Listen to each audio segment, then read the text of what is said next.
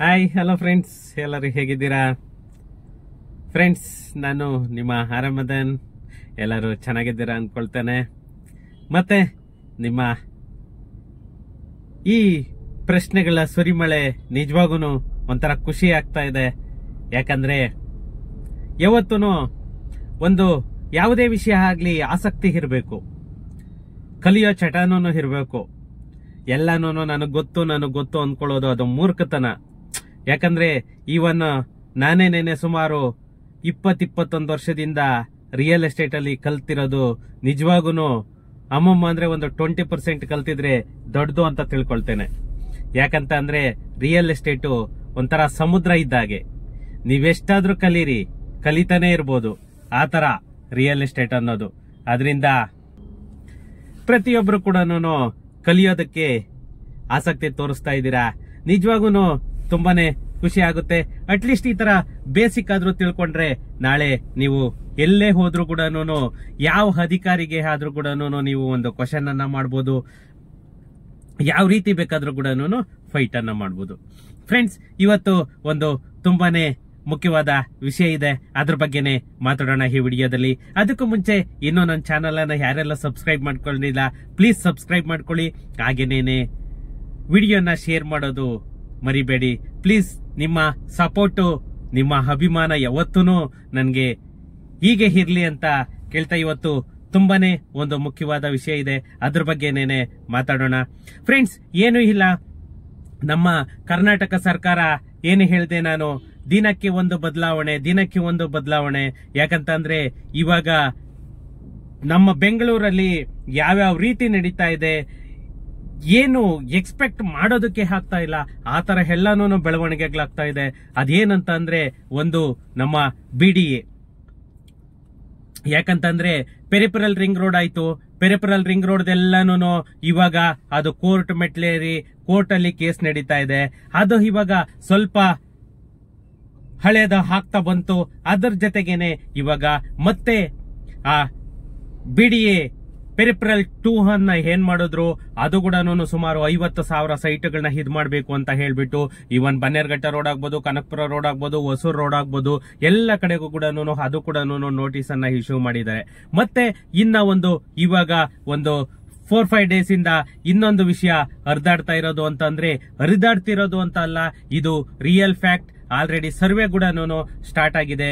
ಏನಂತ ಅಂದ್ರೆ ನಮ್ಮ ಶಿವರಾಮ ಕಾರಂತ ನಗರದ 2ನೇ ಹಂತ.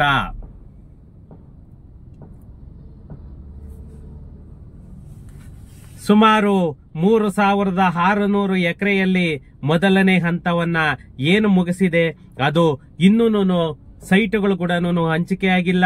ರೈತರ ಕೂಡ ಯಾವುದೇ ತರದ ಕಾಂಪೋಸಿಷನ್ ಕೂಡ ರೈತರಿಗೆ ಬಂದಿಲ್ಲ. ಅದಕ್ಕೂ ಮೊದಲೇನೇನೆ ಇವಾಗ ಮತ್ತೆ 3,000 ಎಕರೆಯನ್ನ ಅಕ್ವೈರ್ ಮಾಡ್ಕೊಳ್ಳೋದಕ್ಕೆ ನಮ್ಮ ಕರ್ನಾಟಕ ಸರ್ಕಾರ ಎಲ್ಲಾ ತರಹದ ಸಿದ್ಧತೆಯನ್ನು ಕೂಡ ಮಾಡಿಕೊಳ್ತಾ ಇದೆ.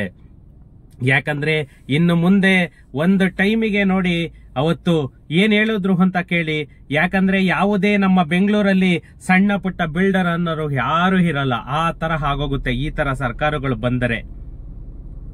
ಇವತ್ತು ನೋಡಿ, ಇನ್ನು ಕೆಂಪೇಗೌಡ ಲೇಔಟ್ ಕಂಪ್ಲೀಟ್ ಆಗಿಲ್ಲ, ಶಿವರಾಮ್ ಕಾರಂತ ನಗರ ಕಂಪ್ಲೀಟ್ ಆಗಿಲ್ಲ. ಆಲ್ರೆಡಿ ಗ್ರೇಟರ್ ಬ್ಯಾಂಗ್ಳೂರ್ ಅಂತಂದೇಳಿ ಅನೌನ್ಸ್ ಮಾಡ್ಬಿಟ್ರು. ಬಿಡದಿ ಟೌನ್ಶಿಪ್ ಅಂತಂದೇಳಿ BDA ಲೇಔಟ್ ಇದ್ ಮಾಡಿದ್ರು. ಆ ಬಿಡದಿ ಟೌನ್ಶಿಪ್ ಸುಮಾರು 10,000 ಎಕರೆ, ಅದು ಕೂಡ BDA ಲೇಔಟೇನೆ. ಆ ಸುತ್ತಮುತ್ತ ಯಾವ ಬಿಲ್ಡರ್ಗಳು ಕೂಡ ಇನ್ನ ಎದ್ದೇಳೋದಕ್ಕಾಗಲ್ಲ. ಯಾಕಂದ್ರೆ ಈ BDAದವ್ರು ಏನೇ ಮಾಡ್ಲಿ, ಹೆಂಗೆ ಮಾಡ್ಲಿ, ರೈತರಿಗೆ ಏನಂತ ಅಂದ್ರೆ ಒಂದು ಗವರ್ನಮೆಂಟ್ದು, BDAದ್ದು 100% ಜೆನ್ಯೂನಿಟಿ. ರೇಟ್ ಜಾಸ್ತಿ ಆದ್ರೂ ಪರವಾಗಿಲ್ಲ, ಆದ್ರೂ ಕೂಡ ಜನ ತಗೊಳ್ಳೋದಕ್ಕೆ ಮುಗಿ ಬೀಳ್ತಾರೆ. ಅದೇ ಉದ್ದೇಶದಿಂದಲೇನೆ DK ಶಿವಕುಮಾರ್ ಅವ್ರು ಏನ್ ಮಾಡ್ತಿದ್ದಾರೆ, ಪ್ರತಿಯೊಂದು ಕಡೆಗೂ BDA ಲೇಔಟ್ಸ್. ಇವಾಗ Kanakapura road, Bannerghatta road, Hosur road ಏನಿದೆ, ಅಲ್ಲಿ ಸುಮಾರು 5 ಲೇಔಟ್ಗಳನ್ನ ಮಾಡ್ತಾ ಇದ್ದಾರೆ. ಅದು ಏನು ಕಡಿಮೆ ಅಲ್ಲ, ಸುಮಾರು 50,000 ಸೈಟ್ ಅನ್ನ ಮಾಡ್ತೀವಿ ಅಂತ ಹೇಳ್ತಿದ್ದಾರೆ. ತಿರ್ಗಾ ಮತ್ತೆ ನಮ್ಮ ನೆಲಮಂಗಲ, ದಾಸನಪುರ ಹೋಬಳಿಯಲ್ಲಿ ಏನಿದೆ, ಈ ಕಡೆ ಹಾಲೂರು, ಅದೆಲ್ಲ ಕೂಡ BDA ಪೆರಿಪರಲ್ 2ಗೆ ಅದನ್ನ ಕೂಡ ಇದ್ ಮಾಡ್ಕೊಂಡಿದ್ದಾರೆ. ಅಲ್ಲಿ ಕೂಡ ಬಿಡಿಎ ಲೇಔಟ್ಸ್ ಬರ್ತಾ ಇದೆ. ಇನ್ನ ನೆಲಮಂಗಲ ಕೂಡ ಸ್ವಲ್ಪ ಇದರದ್ದು ಈ ಬಿಡಿಎ ಲೇಔಟ್ ಎಫೆಕ್ಟ್ ಹೊಡೆಯುತ್ತೆ. ಹಾಗೇನೇನೆ ಇನ್ನು ಸ್ವಲ್ಪ ಮುಂದೆ ಬಂದ್ರೆ, ಯಲಹಂಕದಿಂದ ಸ್ವಲ್ಪ ಮುಂದೆ ಬಂದ್ರೆ ಇವಾಗ ಮತ್ತೆ 3,000 ಎಕರೆನ ಅಕ್ವೈರ್ ಮಾಡ್ಕೊಳ್ಳೋದಕ್ಕೆ ಎಲ್ಲಾ ತರಹದ ಸರ್ವೆ ವರ್ಕ್ ಅನ್ನು ಕೂಡ ಇವರು ಮಾಡ್ತಾ ಇದ್ದಾರೆ. ಸುಮಾರು ಒಂದಲ್ಲ ಎರಡಲ್ಲ 18 ಹಳ್ಳಿಗಳ ಸರ್ವೆ ನಂಬರ್ಗಳು ಹೋಗ್ತಾ ಇದೆ. ಅದರ ಬಗ್ಗೆನೇನೆ ಈ ವಿಡಿಯೋದಲ್ಲಿ ನಾವು ಸಂಪೂರ್ಣವಾಗಿ ಯಾವ್ಯಾವ ವಿಲೇಜ್ ಹೋಗ್ತಾ ಇದೆ, ಎಷ್ಟು ಎಕರೆ ಹೋಗ್ತಾ ಇದೆ, ಏನೇನ್ ಅಕ್ವೈರ್ ಮಾಡ್ತಾ ಇದ್ದಾರೆ ಅನ್ನೋದನ್ನ ನಾವು ಪೂರ್ತಿ ಈ ವಿಡಿಯೋದಲ್ಲಿ ತಿಳ್ಕೊಳ್ಳೋಣ. ಸ್ನೇಹಿತರೆ, ನಮ್ಮ ಬೆಂಗಳೂರು ಉತ್ತರ ಭಾಗದಲ್ಲಿ ನಿರ್ಮಾಣವಾಗ್ತಿರುವ ನಮ್ಮ ಪ್ರತಿಷ್ಠಿತ ಹೃದಯ ಭಾಗವಾದ ನಮ್ಮ ಯಲಹಂಕ ಪಕ್ಕದಲ್ಲೇ ಡಾಕ್ಟರ್ ಶಿವರಾಮ ಕಾರಂತ ನಗರ್ ಬಡಾವಣೆ ಏನು ಸ್ಟಾರ್ಟ್ ಆಯ್ತು, ಸುಮಾರು ವರ್ಷಗಳಿಂದ ಅದು ಕೂಡ ಸುಪ್ರೀಂ ಕೋರ್ಟ್ ಅಲ್ಲಿ ಕೇಸು ಕಚೇರಿ ಅಂತಂದೇಳಿ ರೈತರೆಲ್ಲ ಹಲ್ದು ಸೋತು ಸುಣ್ಣ ಆಗಿ, ಯಾಕಂದ್ರೆ ಅವಾಗ ಈ ವಿಶ್ವನಾಥ್ ಅವರೇನೇನೆ MLA ಆದಾಗ ಜನರನ್ನ ಯಾವ ತರ ರೊಚ್ಚಿಗೆಳ್ಸಿದ್ರು, ಆಮೇಲೆ ತಿರ್ಗಾ ವಿಶ್ವನಾಥ್ ಅವರೇನೆ ಬಿಡಿ ಅಧ್ಯಕ್ಷರಾದಾಗ ಅದನ್ನ ಯಾವ ತರ ಉಲ್ಟಾ ತಿರುಗಿಸಿದ್ರು ಜನಗಳಿಗೆ ಅದೆಲ್ಲನೂ ಗೊತ್ತಿರೋದೇನೆ.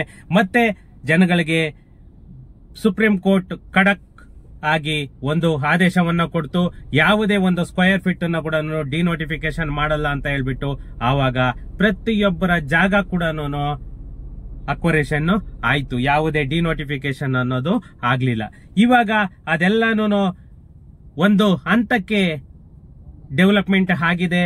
ಇನ್ನೂ ಪೂರ್ತಿ ಡೆವಲಪ್ಮೆಂಟ್ ಮುಗಿಸೋದಕ್ಕೆ ಇನ್ನೂ 3 ತಿಂಗಳ ಕಾಲಾವಕಾಶನ ಕೂಡ ನಮ್ಮ ಸರ್ಕಾರ ಕೊಟ್ಟಿದೆ. ಅದರ ಇನ್ನು ಮರೆಮಾಸ ಮುಂಚೆನೇನೆ ಸೆಕೆಂಡ್ ಫೇಸ್ 2ನೇ ಹಂತ ಡಾಕ್ಟರ್ ಶಿವರಾಮ ಕಾರಂತ ನಗರ್ 2ನೇ ಹಂತ ಅಂತ ಹೇಳ್ಬಿಟ್ಟು ಇವಾಗ ಮತ್ತೆ 3,000 ಎಕರೆನ ಅಕ್ವೈರ್ ಮಾಡ್ಕೊಳ್ಳೋದಕ್ಕೆ ಎಲ್ಲಾ ತರಹದ ಸಿದ್ಧತೆಗಳು ನಡೆದಿದೆ. ನೋಡಿ, ಡಾಕ್ಟರ್ ಶಿವರಾಮ ಕಾರಂತ ನಗರ್ ಬಡಾವಣೆಯ 2ನೇ ಹಂತದ ಅಕ್ವರೇಷನ್ಗೆ ಎಲ್ಲ ತರಹದ ಸಿದ್ಧತೆಯನ್ನ ನಮ್ಮ ಕರ್ನಾಟಕ ಸರ್ಕಾರ ಮಾಡಿಕೊಂಡಿದೆ.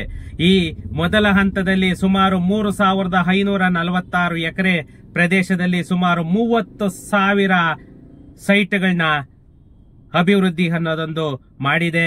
ಇನ್ನೂ ಕಾಮಗಾರಿ ಪೂರ್ಣಗೊಂಡಿಲ್ಲ. ಆ ಕಾಮಗಾರಿ ಪೂರ್ಣಗೊಳಿಸೋದಕ್ಕೆ ಆ ಕಾಂಟ್ರಾಕ್ಟರ್ಗೆ, ಗುತ್ತಿಗೆದಾರರಿಗೆ ಇನ್ನೂ 3 ತಿಂಗಳ ಗಡುವನ್ನ ಕೂಡ ಕೊಟ್ಟಿದೆ. ಈ ಪ್ರಕರಣ ನ್ಯಾಯಾಲಯದಲ್ಲಿ ಕೂಡ ಇನ್ನು ಇತ್ಯರ್ಥ ಆಗಿಲ್ಲ. ಈ ನ್ಯಾಯಾಲಯದ ಆದೇಶ ನೀಡಿದ ಕೂಡಲೇ ನಿವೇಶನಗಳ ಹಂಚಿಕೆಗೆ ಅರ್ಜಿ ಆಹ್ವಾನಿಸಲಾಗುತ್ತಿದೆ ಅಂತ ಹೇಳ್ಬಿಟ್ಟು ನಮ್ಮ ಬಿಡಿಎ ಆಯುಕ್ತರು ಮತ್ತೆ ಕಮಿಷನರ್ ಲಾಸ್ಟ್ ಟೈಮ್ ಕೂಡ ಅದನ್ನ ಹೇಳಿಕೆಯನ್ನ ಕೊಟ್ರು. ಇದರಲ್ಲಿ ಸುಮಾರು 10ರಿಂದ 12,000 ನಿವೇಶನಗಳನ್ನ ಸಾರ್ವಜನಿಕರಿಗೆ ಹಂಚಿಕೆ ಮಾಡಲಾಗುತ್ತದೆ ಅಂತ ಹೇಳ್ಬಿಟ್ಟು ನಮ್ಮ ಬಿಡಿಎ ಮೂಲಗಳು ಕೂಡ ತಿಳಿಸ್ತಾ ಇದೆ.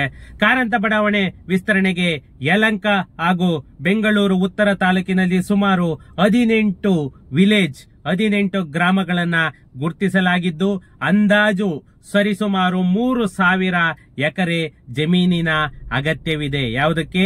ಶಿವರಾಮ ಕಾರಂತ ನಗರ ಬಡಾವಣೆಯ 2ನೇ ಹಂತಕ್ಕೆ.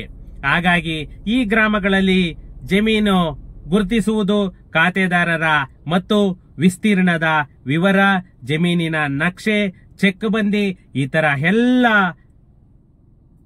ಇನ್ಫಾರ್ಮೇಶನ್ ಅನ್ನು ಕೂಡ ಡ್ರೋನ್ ಸರ್ವೆ ಮುಖಾಂತರ ಆಲ್ರೆಡಿ ಶುರು ಮಾಡಿದ್ದಾರೆ. ಈ ಯೋಜನೆಗೆ ಬೇಕಾಗಿರುವಂತಹ ಜಮೀನು ಗುರುತಿಸುವ ಸಲುವಾಗಿ ಬಿಡಿಎ ಆಯುಕ್ತರು ಎನ್ ಜೈರಾಮ್ ಅವರು, ಅದು ಎನ್ ಜೈರಾಮ್ ಅವರು ಕೂಡ ಇವತ್ತು ಆಲ್ರೆಡಿ ಚೇಂಜ್ ಆಗಿದ್ದಾರೆ. ಇವಾಗ ಮತ್ತೊಬ್ಬರು ಬಂದಿದ್ದಾರೆ. ಅವರು ಭೂ ಸ್ವಾಧೀನಾಧಿಕಾರಿ GK ಕೃಪಾಲಿನಿ ಮತ್ತೆ ವಿಶೇಷ ಭೂ ಸ್ವಾಧೀನಾಧಿಕಾರಿಗಳಾದ ನಿಖಿತಾ ಚಿನ್ನಸ್ವಾಮಿ, PM ನಂದಿನಿ, BR ಹರೀಶ್ ನಾಯಕ್ ಅವರ ನೇತೃತ್ವದಲ್ಲಿ 4 ತಂಡಗಳನ್ನ ಆಲ್ರೆಡಿ ನಮ್ಮ ಕರ್ನಾಟಕ ಸರ್ಕಾರ ರಚಿಸಿದೆ. ಈ ಪ್ರಾಥಮಿಕ ಮಾಹಿತಿ ಸಂಗ್ರಹಿಸಿ 10 ದಿನದಲ್ಲಿ ವರದಿಯನ್ನು ಕೂಡ ಕೊಡಬೇಕು ಅಂತ ಹೇಳ್ಬಿಟ್ಟು ಆಲ್ರೆಡಿ ಅವರಿಗೆ ಖಡಕ್ ಆಗಿ ವಾರ್ನಿಂಗ್ ಅನ್ನ ಕೂಡ ಕೊಟ್ಟಾಗಿದೆ. ಈ ತಂಡದ ಇಂಜಿನಿಯರ್ಗಳು, ಅಧಿಕಾರಿಗಳು, ಭೂಮಾಪಕರೊಂದಿಗೆ ಸಮನ್ವಯ ಸಾಧಿಸಿ ಉದ್ದೇಶಿತ ಯೋಜನೆಗೆ ಬೇಕಾಗಿರುವಂತಹ ಜಮೀನನ್ನ ಗುರುತಿಸಿ ಅದನ್ನು ವಶಪಡಿಸಿಕೊಳ್ಳಲು ಎಲ್ಲಾ ತರಹದ ಸಿದ್ಧತೆಯನ್ನು ಕೂಡ ನಮ್ಮ ಸರ್ಕಾರ ನಡೆಸುತ್ತಿದೆ. ಈ ಸರ್ವೆ ಕಾರ್ಯ ಆಲ್ಮೋಸ್ಟ್ ಮುಗಿದಿದೆ ಅಂತ ಅಧಿಕಾರಿಗಳು ಇವಾಗ ಇನ್ಫಾರ್ಮೇಶನ್ ಅನ್ನ ಕೊಡ್ತಾ ಇದ್ದಾರೆ. ಈ ವಿಸ್ತರಣೆಗೆ ಗುರುತಿಸಿರುವಂತಹ ಗ್ರಾಮಗಳ ಉದ್ದೇಶಿತ ಪೆರಿಫೆರಲ್ ವರ್ತುಲ ರಸ್ತೆ, ಏನ್ ಪೆರಿಫೆರಲ್ ರಿಂಗ್ ರೋಡ್ ಹೇಳ್ತೀವಿ, ಅದಕ್ಕೆ ಸಮೀಪದಲ್ಲೇನೇನೆ ಈ ಬಡಾವಣೆ ನಿರ್ಮಾಣವಾಗ್ತಾ ಇರೋದು. ಅದರಲ್ಲಿ ಈ ಚಿಕ್ಕಬಳ್ಳಾವರ, ಜೆಬಿ ಕಾವಲ್, ಮಾವಳ್ಳಿಪುರ ಕೂಡ ಸೇರಿಕೊಂಡಿದೆ. ಈ ಸರ್ವೆ ಕಾರ್ಯ ಮತ್ತೆ ಯೋಜನೆಗೆ ಸಂಬಂಧಿಸಿದಂತೆ ಸಿದ್ಧತೆ ಎಲ್ಲ ಕೂಡ ಪೂರ್ಣವಾಗಿದೆ. ಶೀಘ್ರ ಸರ್ಕಾರಕ್ಕೆ ಪ್ರಸ್ತಾವನೆಯನ್ನ ಸಲ್ಲಿಸಿ ಯೋಜನೆಯನ್ನ ರೂಪಿಸಲಾಗುತ್ತದೆ. ಅನುಮೋದನೆ ದೊರೆತ ಬಳಿಕ ಭೂಸ್ವಾಧೀನ ಪ್ರಕ್ರಿಯೆ ಆರಂಭವಾಗಲಿದೆ ಎಂದು ನಮ್ಮ ಬಿಡಿಎ ಆಯುಕ್ತರು ಜೈರಾಮ್ ಅವರು ಈ ಹೇಳಿಕೆಯನ್ನ ಕೊಟ್ರು. ಫ್ರೆಂಡ್ಸ್, ಇನ್ನು ಯಾವ್ಯಾವ ವಿಲೇಜಸ್ ಹೋಗ್ತಾ ಇದೆ ಅನ್ನೋದನ್ನ ನೋಡೋಣ. ಕೊಂಡಶೆಟ್ಟಿಹಳ್ಳಿ, ಲಿಂಗರಾಜಪುರ, ಚಿಕ್ಕಬಳ್ಳಾವರ, ಕೆಂಪಾಪುರ, ಕಸಗಟ್ಟಪುರ, ಕುಂಬಾರಳ್ಳಿ, ಆವಲಹಳ್ಳಿ, ಮಾವಳ್ಳಿಪುರ, ಜೆಬಿ ಕಾವಲ್ ಮತ್ತೆ ಲಿಂಗರಾಜ ಸಾಗರ, ಮೈಲಪ್ಪನಹಳ್ಳಿ, ಬ್ಯಾಲಕೆರೆ, ಮಧುಗಿರಿಹಳ್ಳಿ, ಶಿವಕೋಟೆ, ಮುತ್ತುಗದಳ್ಳಿ, ಕೃಷ್ಣರಾಜಪುರ ಮತ್ತೆ ಕೃಷ್ಣಸಾಗರ. ಸುಮಾರು 18 ಗ್ರಾಮಗಳ ಸರ್ವೆ ನಂಬರ್ಗಳು ಇವಾಗ ಆಲ್ರೆಡಿ ಸರ್ವೆ ವರ್ಕ್ ಕಂಪ್ಲೀಟ್ ಆಗಿದೆ. ಈ 18 ಗ್ರಾಮಗಳಲ್ಲಿ ಯಾವ್ಯಾವ್ದು ಸರ್ವೆ ನಂಬರ್ ಹೋಗುತ್ತೆ ಅನ್ನೋದು ಕೂಡ ಇನ್ನ ಸ್ವಲ್ಪ ದಿನದಲ್ಲೇನೆ ವಿತ್ ಸರ್ವೆ ನಂಬರ್, ವಿಲೇಜ್ ಎಲ್ಲನೂ ರಿವೈಲ್ ಆಗುತ್ತೆ. ಅದು ಆಮೇಲೆ ನಾನು ಯಾವ್ಯಾವ ಸರ್ವೆ ನಂಬರ್ಸ್ ಅಂತ ಕೂಡ ಹೇಳ್ತೀನಿ. ಇಲ್ಲಿ ರೈತರದು ಒಂದು ಡಿಮ್ಯಾಂಡ್ ಏನಂತ ಅಂದ್ರೆ, ಶಿವರಾಮಕಾನಂತ ಬಡಾವಣೆಗೆ ನಮ್ಮ ರೈತರಿಂದ ಬಲವಂತವಾಗಿ ಜಮೀನನ್ನ ಪಡೆದುಕೊಳ್ತಾ ಇದ್ದಾರೆ. ಇದುವರೆಗೂ ಮೊದಲನೇ ಹಂತದ್ದೇ ಯಾವುದೇ ತರಹದ ಪರಿಹಾರ ಕೂಡ ಇನ್ನು ಸಿಕ್ಕಿಲ್ಲ. ಯಾಕಂತ ಅಂದ್ರೆ ಈ ಮೊದಲನೇ ಹಂತದಲ್ಲೇನೆ ಇನ್ನು ಪರಿಹಾರ ಕೊಡದೆ ಆಲ್ರೆಡಿ 2ನೇ ಹಂತಕ್ಕೆ ಇವರು ಕೈ ಹಾಕಿದ್ದಾರೆ. ಇಲ್ಲಿ ಸುಮಾರು ಫಸಲು ಕೂಡ ಇದೆ. ಆ ಫಸಲನ್ನು ಕೂಡ ಇವರು ನಾಶ ಮಾಡ್ತಾ ಇದ್ದಾರೆ. ಯಾಕಂದ್ರೆ ಸುಮಾರು ಬೆಳೆಗಳಿದೆ, ಅಲ್ಲೆಲ್ಲ ಬೋರ್ವೆಲ್ಸ್ ಎಲ್ಲ ಇದೆ. ಯಾಕಂದ್ರೆ ರೂರಲ್ ಆಗಿರೋದ್ರಿಂದ ಸುಮಾರು ಇದೆ. ಅದ್ರ ಬಗ್ಗೆ ಕರ್ನಾಟಕ ಸರ್ಕಾರ ಯಾವುದೇ ತರಹ ಯೋಚನೆ ಮಾಡ್ತಾ ಇಲ್ಲ. ಇನ್ನ ಅಲ್ಲಿ ಮರ ಗಿಡಗಳನ್ನ ಯಾವ ತರ ಉಳಿಸ್ತಾರೆ ಅನ್ನೋದು ಅದು ಕಾದ್ ನೋಡ್ಬೇಕಷ್ಟೇ.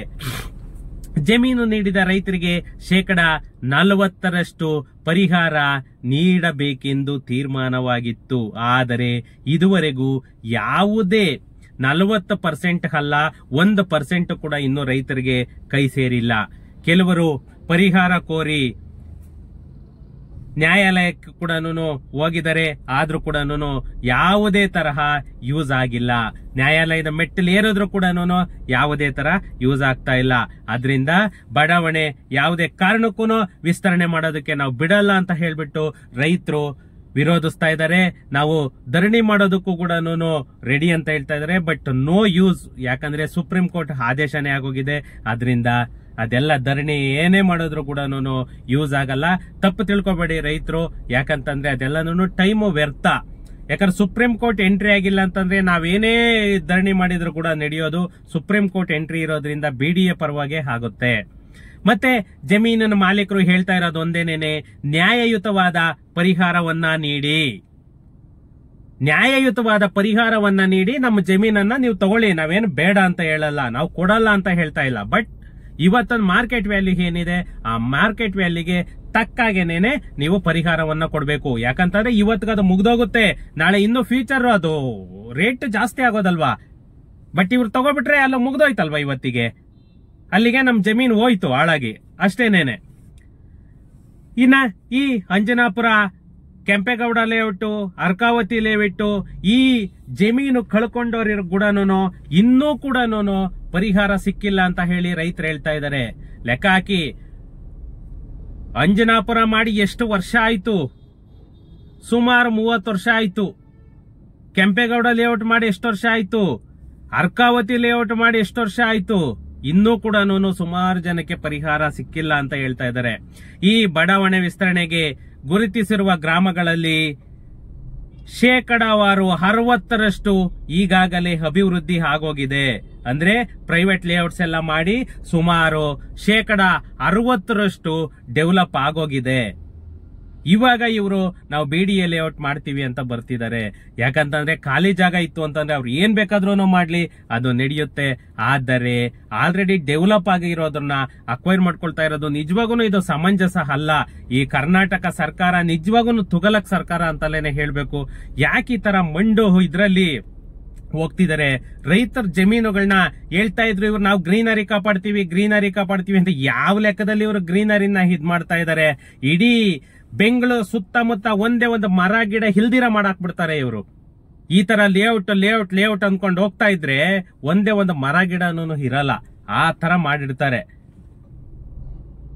ಸಾವಿರಾರು ಎಕರೆ, ಒಂದಲ್ಲ ಎರಡಲ್ಲ, ಆ ತರ ಮಾಡಿ ಹಿಡ್ತಾ ಇದ್ದಾರೆ ನಮ್ ಕರ್ನಾಟಕ ಸರ್ಕಾರದವರು. ಸುಮಾರು 3,000 ಎಕರೆಗೆ ಶಿವರಾಮ್ ಕಾರಂತ ನಗರ 2ನೇ ಹಂತ ಬರ್ತಾ ಇರೋದು. ಅದಕ್ಕೆ ಯಾರ್ಯಾರ್ದು ಜಮೀನು ಹೋಗ್ತಾ ಇದೆ ಅನ್ನೋದು ಇನ್ನೇನು ಕೆಲವೇ ದಿನಗಳಲ್ಲಿ ನಿಮ್ಗೂ ಕೂಡ ನೋಟಿಸ್ ಬರುತ್ತೆ. ಆ ನೋಟಿಸ್ ಬಂದಾದ್ಮೇಲೆ ನೀವು ಪರಿಹಾರಕ್ಕೆ ನೀವು ಇದ್ ಮಾಡ್ಕೊಳ್ಬಹುದು. ಇಲ್ಲ ವಿರೋಧ ಇತ್ತು ಅಂತಂದ್ರೆ ನೀವು ಕೋರ್ಟ್ಗೆ ಹೋಗ್ಬೋದು. ಇಷ್ಟೇನೇನೆ ಇರೋದು ಫ್ರೆಂಡ್ಸ್. ಯಾರ್ಯಾರ ಜಮೀನು ಹೋಗ್ತಾ ಇದೆ ನೋಡೋಣ, ಅದು ಸರ್ವೆ ನಂಬರ್ ಎಲ್ಲ ಸಿಕ್ಲಿ, ನಾನು ನೆಕ್ಸ್ಟ್ ವಿಡಿಯೋದಲ್ಲಿ ಹೇಳ್ತೀನಿ. ಅದಕ್ಕಿಂತ ಮುಂಚೆ ಇನ್ನೊಂದು ಸ್ಮಾಲ್ ರಿಕ್ವೆಸ್ಟ್ ಅಂದ್ರೆ, ಪ್ಲೀಸ್ ಹೊಸಬ್ರು ಯಾರೆಲ್ಲ ನನ್ನ ಚಾನಲ್ ಅನ್ನ ನೋಡ್ತಾ ಇದ್ದೀರಾ ಸಬ್ಸ್ಕ್ರೈಬ್ ಮಾಡೋದನ್ನ ಮರಿಬೇಡಿ. ಯಾಕಂತಂದ್ರೆ ನಿಮ್ಮ ಸಪೋರ್ಟ್ ನನ್ಗೆ ಯಾವತ್ತೂ ಇರಬೇಕು. ಫ್ರೆಂಡ್ಸ್, ಸಿಗೋಣ ನೆಕ್ಸ್ಟ್ ವಿಡಿಯೋದಲ್ಲಿ. Thank you.